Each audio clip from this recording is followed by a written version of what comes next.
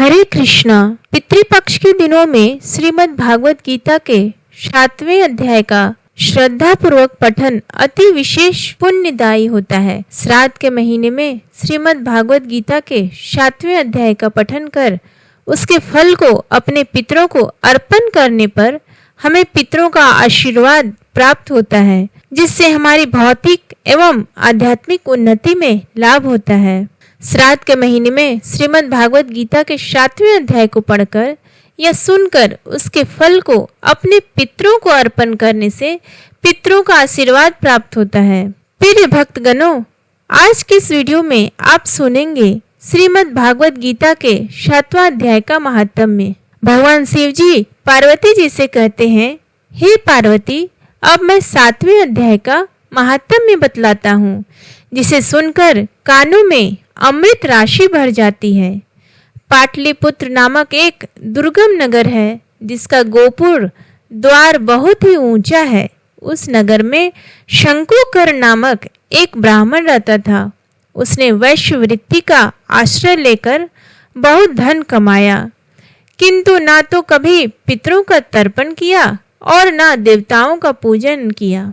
वह धनोपार्जन में तत्पर होकर राजाओं को ही भोज दिया करता था।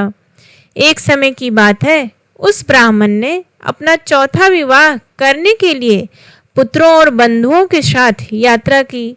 मार्ग में आधी रात के समय जब वह सो रहा था, तब एक सर्प ने कहीं से आकर उसकी बाह में काट लिया।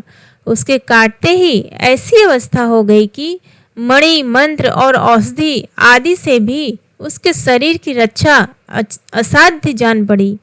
तत्पश्चात कुछ ही क्षणों में उसके प्राण पखेरु उड़ गए और वह प्रेत बना। फिर बहुत समय के बाद वह प्रेत सर्प योनि में उत्पन्न हुआ। उसका वित्त धन की वासना में बंधा था। उसने पूर्व वृत्तांत को स्मरण करके सोचा, मैंने घर के बाहर करोड़ों की संख्या में अपना जो धन गाड़ रखा है, उससे इन पुत्रों को वंचित करके स्वयं ही उसकी रक्षा करूंगा। सांप की योनि से पीड़ित होकर पिता ने एक दिन स्वप्न में अपने पुत्रों के समक्ष आकर अपना मनोभाव बताया। तब उसके पुत्रों ने सवेरे उठकर बड़े विस्मय के साथ एक दूसरे से स्वप्न की बातें कही। उनमें से मंझला पुत्र कुदाल हाथ में लिए घर से निकला और जहां उसके पिता सर्प योनि धारण करके रहते थे, उस स्थान पर गया। यद्यपि उसे धन के स्थान पर ठीक ठीक पता नहीं था, तो भी उसने चिन्हों से उसका ठीक निश्चय कर लिया और लोभ बुद्धि से वहां पहुंचकर बाम्बी को खोदना आरंभ किया। तब उस बाम्बी से बड़ा भयानक सांप प्रकट हुआ और बोला, ओ मूढ़, तू कौन है? किस लिए आया है? यह बिल क्यों खोद रहा है? किसने तुझे भेजा है? ये सारी बातें मेरे सामने बता। पुत्र ने कहा, मैं आपका पुत्र हूँ, मेरा नाम शिव है। मैं रात्रि में देखे हुए स्वप्न से विस्मित होकर यहाँ का सुवर्ण लेने के लिए कौतूहल से आया हूँ। पुत्र की यह वाणी सुनकर वह सांप हंसता हुआ उच्च स्वर से इस प्रकार स्पष्ट वचन बोला, यदि तू मेरा पुत्र है तो मुझे शीघ्र ही बंधन से मुक्त कर। मैं अपने पूर्व जन्म के गाड़े हुए धन के लिए सर्प योनि में उत्पन्न हुआ हूँ। पुत्र ने कहा, पिताजी, आपकी मुक्ति कैसे होगी? इसका उपाय मुझे बताइए, क्योंकि मैं इस रात में सब लोगों को छोड़कर आपके पास आया हूँ।